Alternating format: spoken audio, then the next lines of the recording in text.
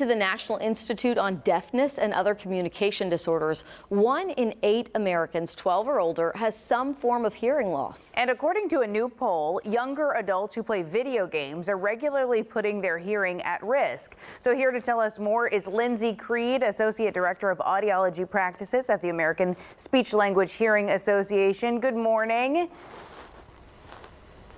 Thank you so much for having me. Any opportunity to speak to the public about the importance of protecting their hearing and the roles that audiologists may play in improving their quality of life is key. Well, I've heard of this too, especially over the summer months when kids are home and they're playing video games or, listening to their AirPods or whatever for longer amounts of time, that they're actually putting their hearing at risk during these summer months. How exactly are video games detrimental to our hearing?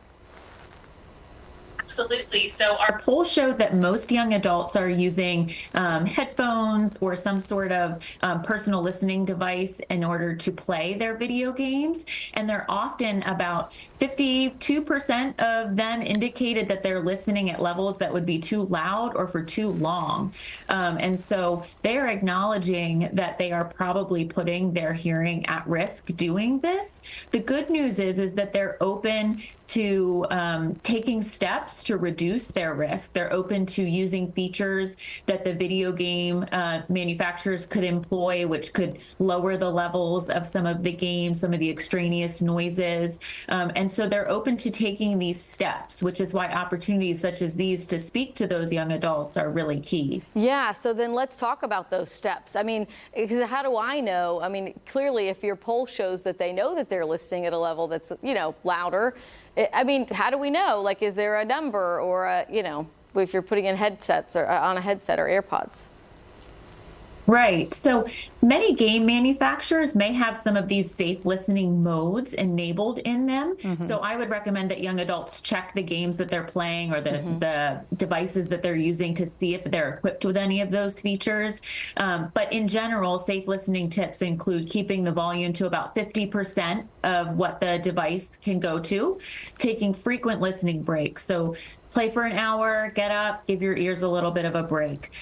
Use noise canceling headphones because that can help resist the urge to increase the volume over and above what's going on in the environment. And then just listen to your body. If you start to notice muffled hearing, difficulty hearing in background noise, or any ringing, buzzing, hissing in the ears, get your hearing screened or go see a local audiologist and get your hearing tested for a baseline.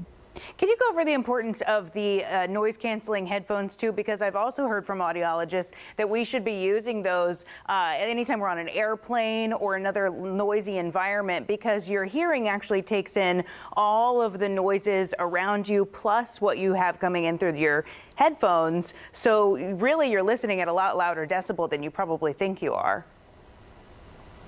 Sure. So if you're trying to appreciate the lyrics to music or the words from a TV show or a game, you're going to try to increase the volume so that you can drown out whatever that background noise is. And we know in the planes, it can be this kind of long humming, like droning of the engines. And so you're just going to keep cranking up the volume until you get that desired clarity. When you have the noise canceling headphones on, it reduces that extraneous noise almost to nothing.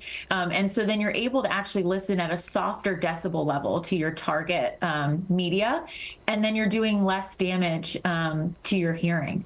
So I would highly recommend those, especially in noisy situations. And probably need to explore those parental controls, because you can also control how loud your child can be listening to something. Absolutely. And a lot of the devices that have safe listening limits, some of them are still even a little bit too high. Oh, yeah. And so we would recommend you knocking those down a little bit beyond where the devices tend to default. Like, do our devices like cell phones and things, do those have those safe listening limits and settings? Some of them do.